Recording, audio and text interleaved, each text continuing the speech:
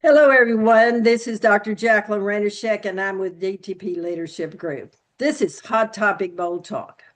Now, usually I'm talking about political issues and talking about what the administration is doing right now that I see is really destroying a lot of things in our country.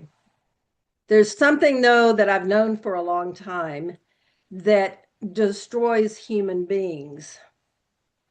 And I have the privilege today of having a colleague of mine, Laura Corsi, here because we're going to talk about human trafficking. And what I think is so disturbing about this is there seems to be a trend in America that women are being minimized and being limited in their ability to make decisions. And so Laura has a great opportunity to talk to us today and really inform us about what human trafficking is and how it affects women or girls or young children. It affects boys as well. So I'm going to turn it over to you, Laura, and let you introduce yourself and really tell us about it because I think it's such an important topic. Yes, well, thank you so much for having me, Jacqueline, because this is an important topic. And although it is always important, we really have seen an increase in people wanting to know more because of the World Cup, which is really how this discussion began. And I would just like to start with how I ended up here. I have a nonprofit. It is a faith-based anti-trafficking nonprofit called Freedom Collaborative. And what we do is we do a couple of things. We have an annual event so organizations can come together and the public can learn from them and get plugged in. And then we have monthly volunteer and training opportunities where we get to do phone outreach. But it really all started way a long time ago. And I did my college internship at a women's crisis shelter, Right. and it was an eye-opening experience, and it was something that I thought I was going to pursue. I didn't. Fast forward several years later, when I moved into Houston, I just kept hearing everybody say human trafficking this, human trafficking that, we're number one. And I thought, what is this about? I went to a training and I instantly knew that that was my calling. That was something I was supposed to learn more about. That was what I was supposed to teach more people about that had the same questions, like, what is all this talk about? And so I created my own training hub and monthly outreach. And that's really how we kind of got started in all of this. But I learn new things all the time. This is an ever changing topic. It's an ever changing with statistics and what's happening and trends and how it happens. And so I'm never an expert really because I don't know if there is such a thing because it's constantly revolving. Um, and this has just been something that has hit me so much, especially when I've had countless conversations with females that are in the life of exploitation, and they're like, I had no idea somebody wanted to help me. I had no idea there was help. And just to hear that hopelessness and also hope in the same voice, it will change you. And that's why I get to do what I do. And it's such a blessing. And I have amazing volunteers that have come alongside me, and it has changed their life as well. And it's been a real journey, but a blessing as well. Thank you. And I think sometimes the most tragic things that we get involved with are the things that often change our lives. Because Mhm. you and I've talked about it, and domestic abuse is very similar to what we see in trafficking. Mhm. It is sometimes a very violent, a very disturbing kind of abuse that these women receive. And I think it is also disturbing to me that men think they have the right to abuse someone because they pay for it. Right. So I would really like for you to give me some statistics and give me some factual data about what's really happening today. And then we'll get into the World Cup. I know the reason we're concerned about the World Cup being here because every time human traffickers bring in tons of women and sometimes even men. So give me lots of factual data, Laura, because I think my listeners need to hear what you have to say. Yes. Sex buyers do have a sexual addiction. And a lot of that, let me back up. All of that starts with pornography. So when we look at sex buyers, we have to trace it back. And so pornography is really it's the beginning, and then it just escalates to strip clubs and buying sex and webcams and rape and all of these horrible things.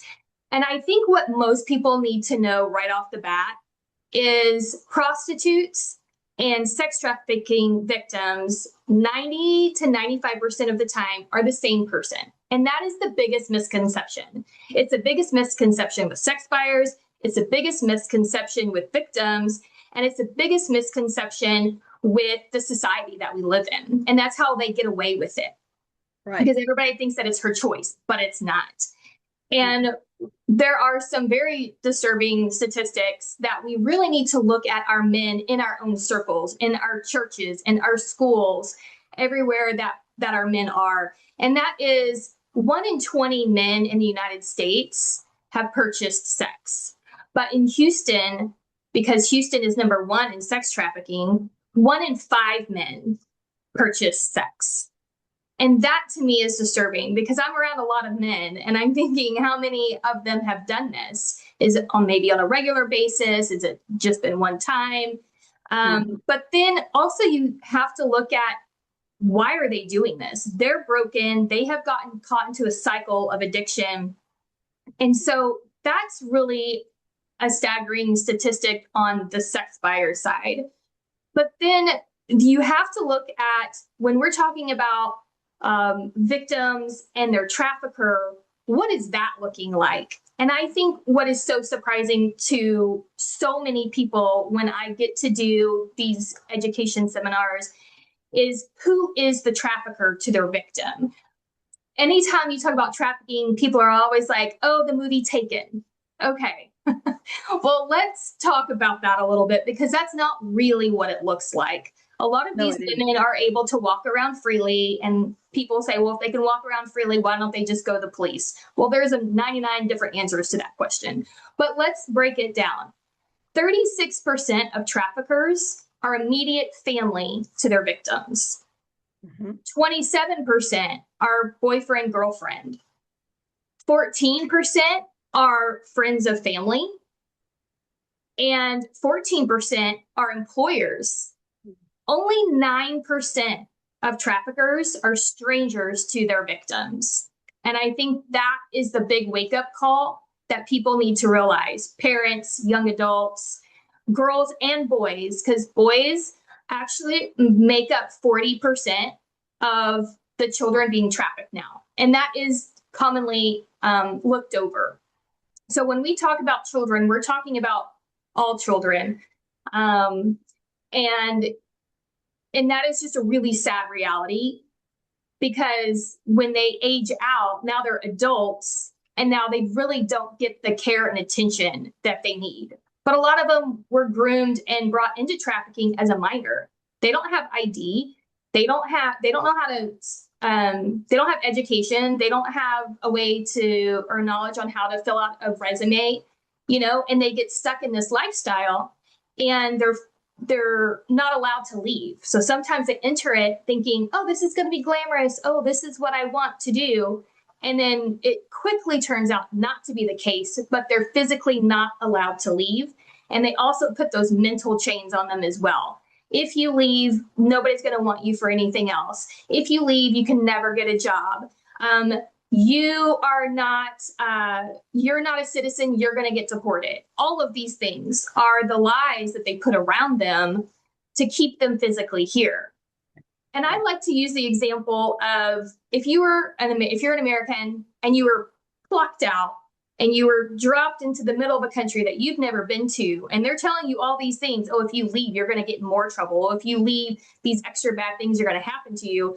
So what do? You kind of like, well, I guess I have to stay here. And then after a certain amount of time, there's so much trauma bonding happening there that sometimes it's scarier for them to get out than it is for them to stay, because they just don't have any concept of what that looks like.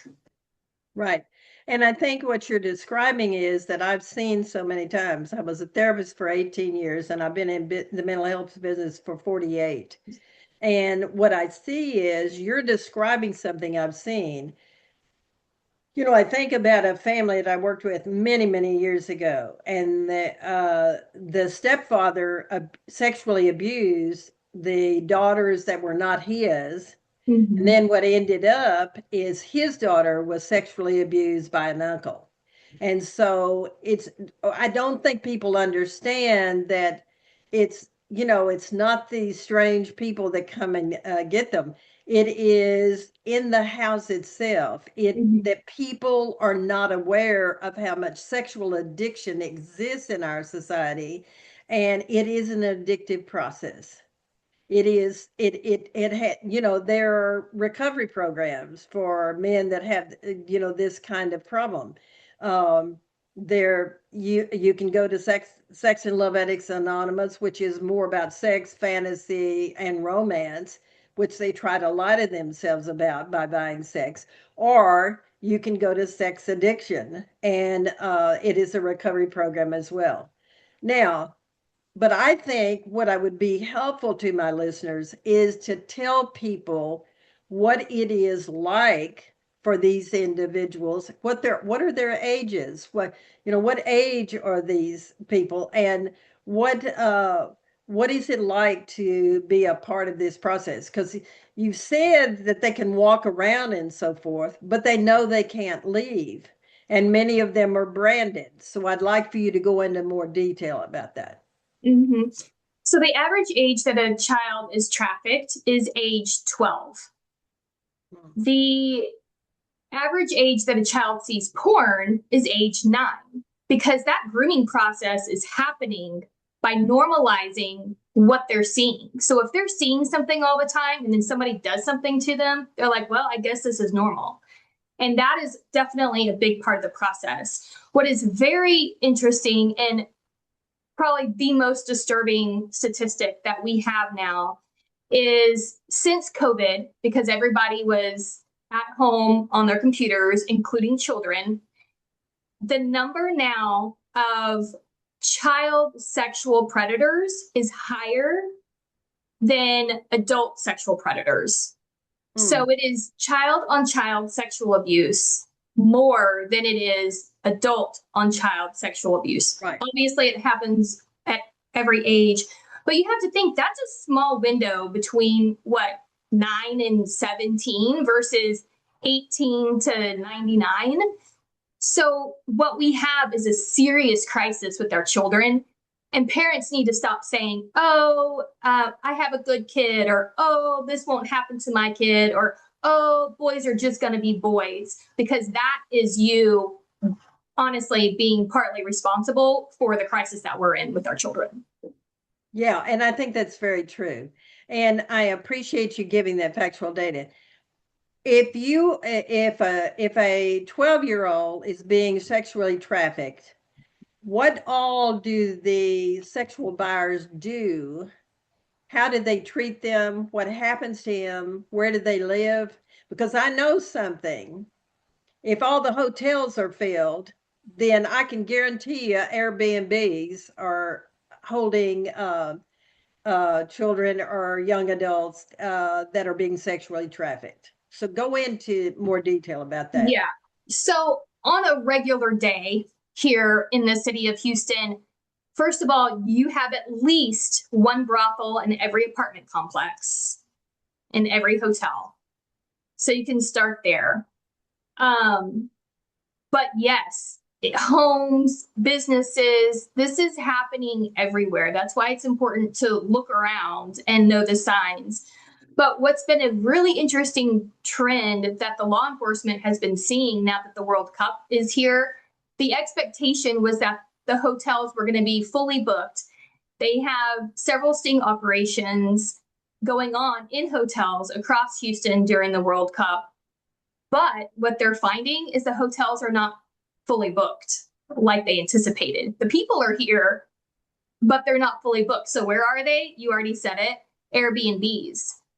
And there's a lot of people that are like, man, I can make 30 grand this summer just renting my house out. Why don't I do that? Okay, so they go off and do something else. They're renting it out.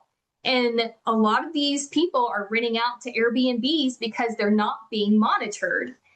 And now you have trafficking, potential drug and child and human trafficking happening in your home or the home across the street from you. And it's really difficult to find that and to do anything about it. So when we talk about see something, say something, you need to be looking outside your window 100%, because right now Airbnbs are where a lot of the trafficking is happening. Well, and the reason I say that is because I live somewhere in Houston, which I won't mention. I won't mention where I live, but we had an apartment complex that was across from us, and we knew that there was human trafficking. And so, as a neighborhood, we did a lot of things to shut that down and get the owner in trouble and a lot of other things like that, because I think it's really important. But if It you, is really important. And I'm very proud of you for taking that action, because a lot of people just don't know what to do. So they don't do anything. yeah, but we knew what was happening because Yeah. we could see the people coming and going. And then we even talked to some of the people that lived in the complex, and they told us exactly what was happening. So Mm-hmm. we were able to do something. Now, I know that, and I'm not surprised, because I think a lot of people don't want to come to the United States right now because they don't think they're safe. They're not willing to pay the high price for things and things like that. So I'm not surprised that we're not getting the people coming to like Houston or Dallas or Oh, where. they're here. They're here. Yeah. They're just, and they are in the hotels, just to be clear. Trust me, we have a huge influx of people here in Houston, but they're renting in different ways to be under the radar. Right. Okay, and I understand now. So, all right, let me ask you, what what does your organization do, Freedom Collaborative? What is it doing to what did you do to prepare us for the World Cup? And how can local businesses do things or notice things so that we can contribute to the elimination of this very serious problem? Yes. So we decided, first of all, I work with so many amazing other anti-human trafficking organizations here in Houston. We've been preparing for a year. We've been in meetings for a year just for this World Cup to prepare for it. Because although we've had the Super Bowl and the World Series and we have OTC and all these big events, those are one day. This is 7 games really over the whole summer because people come in before and after, right? Um, and so it's really important to understand the gravity and the scale of the situation. So our lane that we picked here at Freedom Collaborative was to create a campaign to distribute throughout the city to advertise our amazing new law that we got passed back in 2021, which is it is now a felony to purchase sex in the state of Texas. Yes. We Thank are the you. first state to pass it here in the United States. We're very proud of it, but most people don't know about it, right? Most Texans don't know about it. And the international guests definitely don't know about this law. And for a lot of them, it's legal from where they're coming from. So it's no big deal for them to be like, oh, I'm just going to get an escort for the night and like, woohoo, right? No, that's a felony. And now if that international visitor gets a felony conviction, they can never come back to the States again. So there's a lot of, we want to protect our visitors, we want to educate them, and we ultimately want to curb the demand. And that is such a huge, that's a huge piece, because I think I know there's a huge disconnect between when people see a sign that says, we don't allow human trafficking in Houston, and it's illegal to buy a prostitute. Those are the same thing.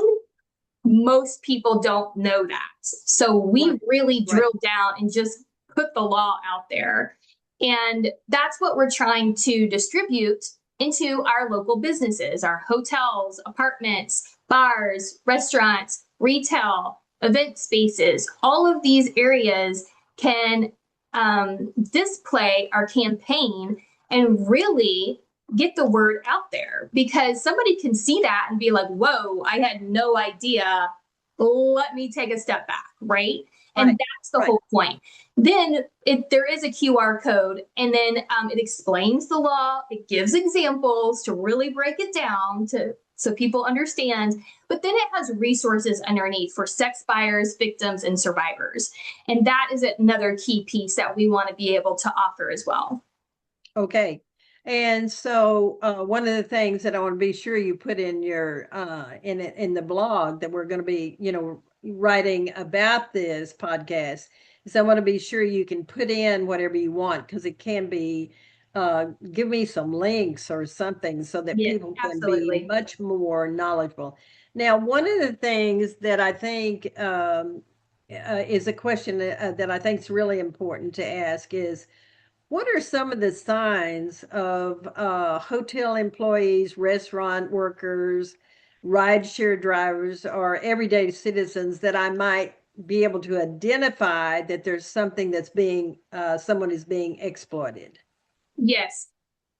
Again, we always say, see something, say something, but most people don't know what to look for or how to report it. So that's what I really love educating about. Again, one of the things is Airbnbs. Look around. If you now have a neighbor or somebody in your street, now there's a lot of cars coming and going, late night visitors, children coming in and out, take photos, take videos safely. We always want to protect ourselves as well. And that is a big red flag. If you're out and about and somebody seems fearful or controlled, or instead of holding hands, he's holding her arm, right? That's a red flag. If somebody's answering all the other questions for another person and they're not allowed to talk, red flag. That's another, yeah. Signs of abuse, but also exhaustion and malnourishment. When these girls are forced to work, they have to make a certain quota before they can come back. And sometimes that might take more than a day. And so they're not allowed to eat. They're not allowed to have water.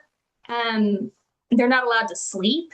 And so if you see something like that, that is a definite, like, oh, let me just observe this situation for a while.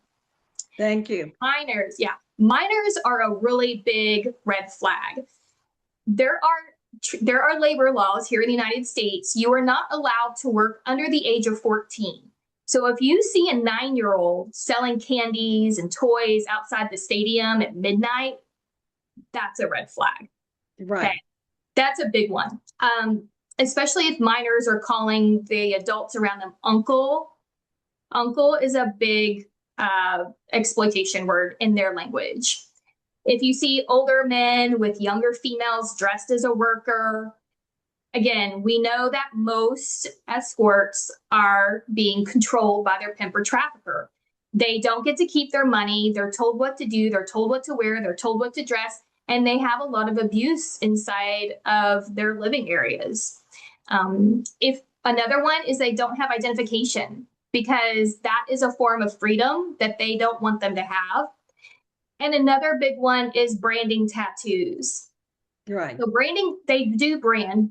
Pimps and traffickers brand their girls, and it's another way to keep them tied to them mentally. And so if you see a group of girls and they all have the same crown tattoo or barcode tattoo, you need to pay attention to that. And again, observe the situation, safely take videos and photos, and then report it, which we will go into how to report it. But the reason it's so important to report these things is law enforcement has a lot of great technology. So they can track patterns, faces, times, license plates, and then they can start building a case. But if nobody reports it, then there's just not enough eyes, right? We have a lot of extra law enforcement that's doing a great job here in Houston for the World Cup.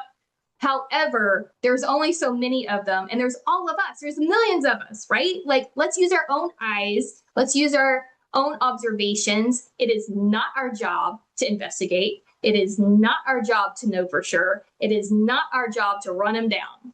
It is our job to observe it and report it. Right. And Yeah. that's what I think we as a neighborhood did, because we, all of us are dedicated to respecting human beings and not using them in ways that we're describing here. One of the things that we've already mentioned is most of the time the kidnapping by strangers is not it. It's the family members. It's people that know these children, and they end up having those things. They having these experiences that totally are out of the realm. What I would like to know is, what's the reason that we got so concerned about trafficking? Because I know when we had the Super Bowl, trafficking became a major issue even for that day. But what is it? What's the reason we're so concerned about human trafficking? Because we have the World Cup here. Yeah, so the Super Bowl was a big deal. That was really, not that we haven't had other big events. However, that was the first time that a lot of organizations and the city came together to have a plan ahead of time and then to execute it. So we learned a lot around the Super Bowl. Some things that could be better, some things that didn't work, things that did work, and they were able to use that. But at the same time, the World Cup is also a first, because we've never had this scale and we've never had this much international visitors on this scale here in Houston. And it is very simple. Anytime you have men with money, you are going to have an increase in trafficking. The traffickers follow all of these events. They know what men want. And they will give them a variety of people, whether they're girls, boys, women, men, different ethnicities, different sizes, different ages. Nobody is really immune, because everybody has all these sex buyers have their different fetishes and fantasies and things. And so they're bringing in these people from all over. A lot of our trafficking is domestic. Yes, we have international trafficking, of course, but a lot of it's domestic. And just like I said, the World Cup is 7 games over pretty much the main course of the whole summer. That's a long time.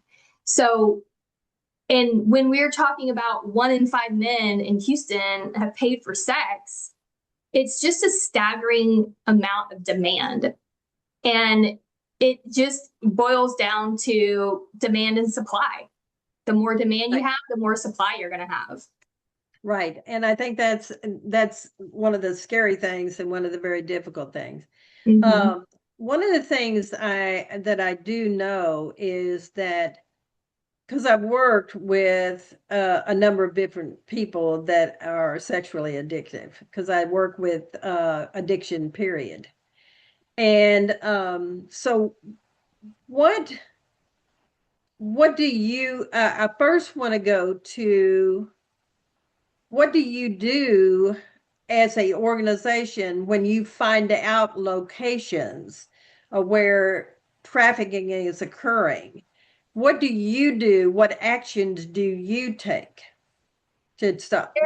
Yes. So this is really a common question. I get phone calls from people that say, "Hey, I saw this. What do I do?" Right? And there's not one answer. And I want to give an example. Okay. if we've all received maybe a utility bill that was off, right? Like if your water bill is normally $40 and it shows up at $500, you're like, whoa, what are we doing here, right? Do you just pay that bill? No. What do? I call and I find out what the heck is going on and right? what have you done and what's wrong with my house or whatever. Yes. Where is a leak or something? Yeah. Exactly. So I've had that happen. I called more than once, right? I had them come out and reread my meter. I wrote them a letter. I called the manager, right? And I'm doing this more than once. So what happens a lot of times is somebody may call law enforcement and maybe it doesn't go anywhere on the first call. And they're like, well, I guess I can't get it done. No, if you're going to worry about $500, you should worry about a life even more. So here's several tips on what to do. Always safely take videos and photos if you can, because again, they're using facial recognition technology that can trace these people. Note time and duration of when things are happening. Where were you? What time was it?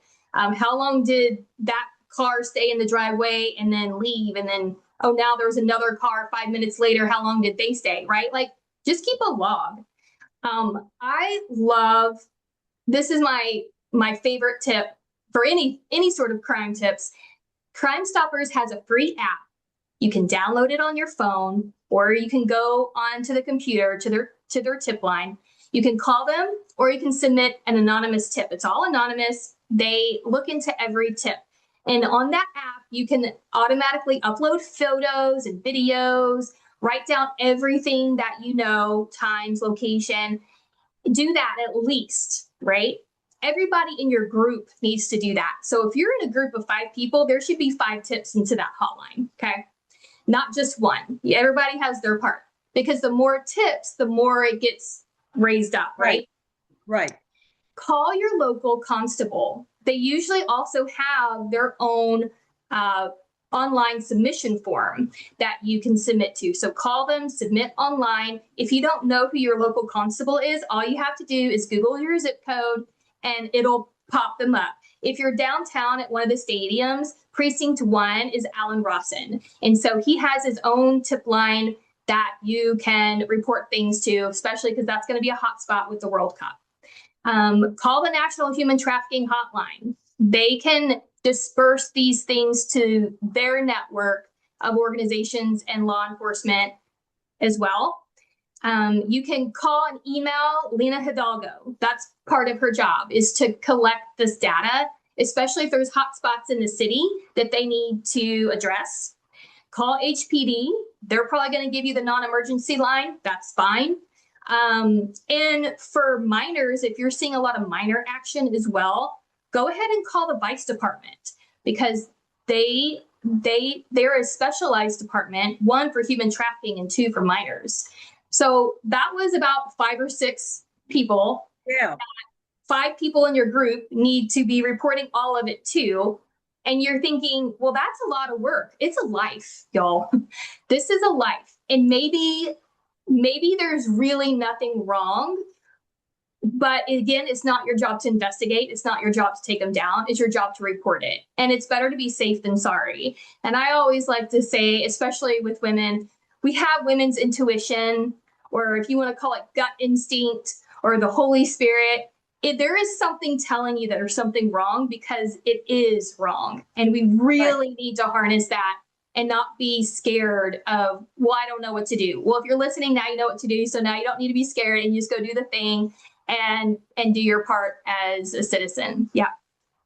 Well, and I think there's another thing that you've emphasized over and over again. We're talking about human beings.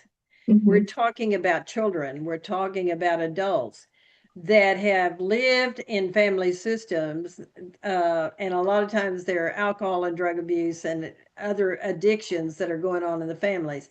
So they've learned to accept things that are not acceptable. Every person that I've ever worked with in the 48 years that is abusive to other people or abusive to themselves, they have been taught in their homes and they see violence and they see threats and they see other things. And so they think what you said before, they think it's normal. So then they keep participating and doing what is really detrimental to them. I've spent 17 years working with one individual, and it takes that long to Mhm. undo the brainwashing and the real change in value structure and all kinds of things to say this is not reasonable, and you have to go through the process of emotionally processing through it and all kinds of things. Now tell me what you do when you end up knowing that you've got some women or men or whatever that you can get out of the trafficking. How do you work with them? What do you do? Yes. So at Freedom Collaborative, we partner with another great organization called Rescue America, and they have a 24/7 hotline. And what we do is we distribute that hotline. There's a lot of organizations that distribute it on the streets and in person. We distribute it in a bigger net by calling and texting them. And what's amazing is, yes, we're cold calling these people, but a lot of times they're like, I had no idea, right? And so we can transfer them straight to the hotline if they're ready, because a lot of times they are. And what Rescue America does is they connect them with an exit strategist that will prepare their exit. They pick them up, they take them to safe housing, they do an intake to see where they need to be placed long term. Sometimes they need to go to rehab first. You'd be surprised, it's really not as often as you think it would. Maybe only about 30% of the time they need to go to rehab first. But then Right. they have short term and long term rehabilitative care. Do they have children? Do they have a record that they need help getting expunged? There's a great new law that if somebody was being forced to commit crimes while they're exploited, they can now get that expunged, because if they have a record, then they can't get housing and jobs and all this stuff that you have to be able to be a citizen here without having to do that type of work. And all of this is free and confidential to the people that we help get out. And Right. that is what's amazing to see over the course of probably about the last 6 to 7 years. Collaboratively, we've had over 1,000 women exit the life of exploitation and start a new life. I know, it's amazing. And there's so many great partnerships. For example, Southwest has partnered, and if a female needs to be flown somewhere to their new housing or home or wherever it is, they do that for free, and they help them with that entire process. Because again, a lot of times they don't have identification. So they're an amazing partner. And we just get to have these conversations with these women and be able to actually get them the help that they need. And it is truly one of the most amazing experiences. So many times people say, oh, this must be hard and heavy, and I can't imagine. But even though, yes, the hope and the light that happens in these moments, Right. we leave at the end of the night on such a high. Like, it's amazing to see what's happening. I get goosebumps every time I talk about it, but it's truly something that you don't get to experience in most volunteer opportunities. Well, and I think that's the reason that I've been in the business so long and have no intention of retiring. Because when I see and experience people that have had tremendous challenges in their lives or had experiences that are really harmful to their human being, and then I see them work and they go to recovery programs sometimes and they do other things that I suggest, and they end up changing and becoming the human being they want to be. Mm-hmm. Then that's the reason I'm in the business I'm in. Yeah. Because I love seeing that. And somebody said to me, when are you going to retire? I said, I'm not retiring. Yeah. This has touched my heart so for so many years Yes. that I can continue to see this. Now, um, I want you to think about all one of the things I want to say to you, Laura, and I want to mention it here.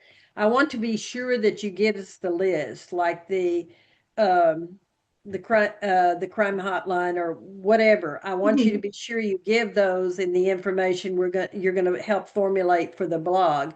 Because if we Absolutely. have all those lists, we can put them in our phones, we can do all that, Yeah. then we can be a help.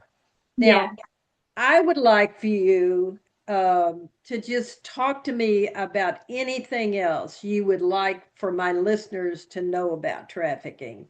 And it doesn't matter what it is. And if I need to interrupt you for a moment to clarify something, I'll do that. But I'd love to hear anything else that you think is important for them to hear. Yeah. I've been in this space for almost 9 years. And I will say, first of all, the legal term of sex trafficking is fairly new. Don't quote me on how long, but less than 20 years, definitely. And I think that's important to know because without a legal definition, there's no legal solutions.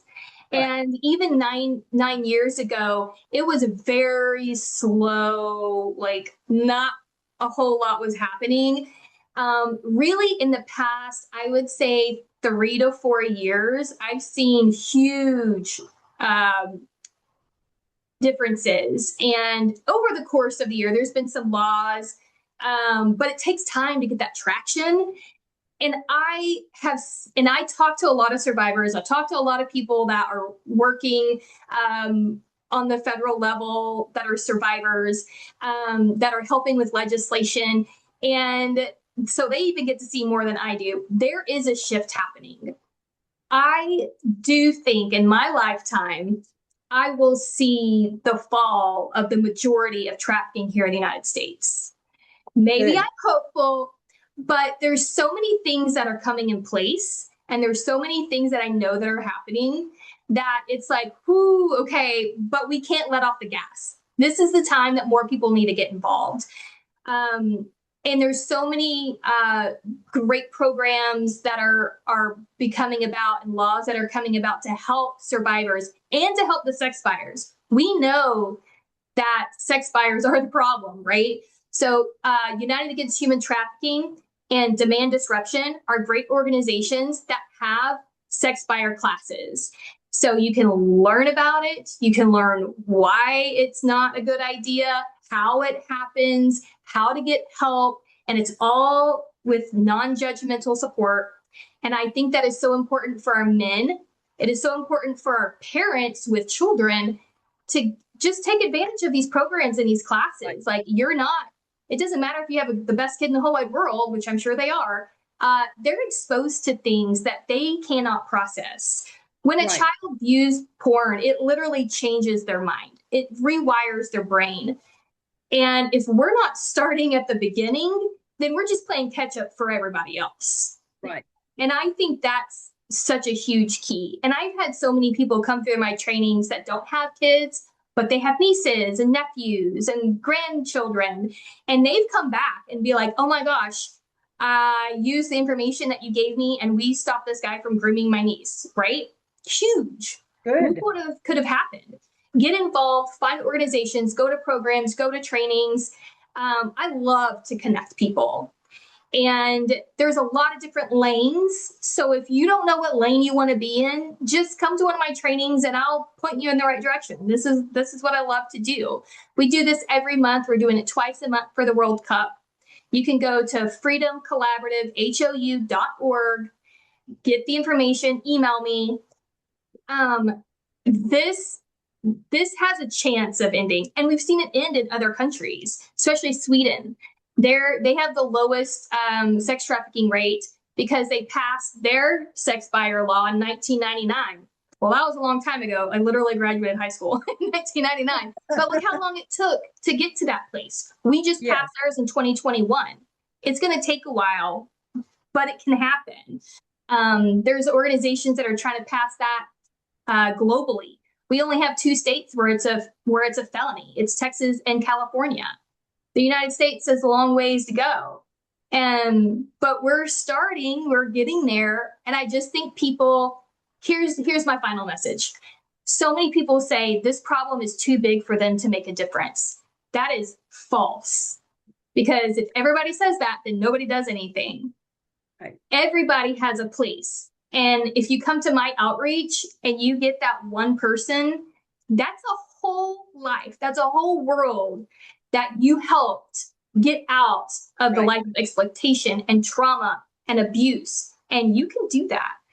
And that to me is enough. Maybe, we can't take it all down by ourselves, but we come together and these organizations are coming together. And I love seeing all the different people come together for this cause. I work with every walk of life.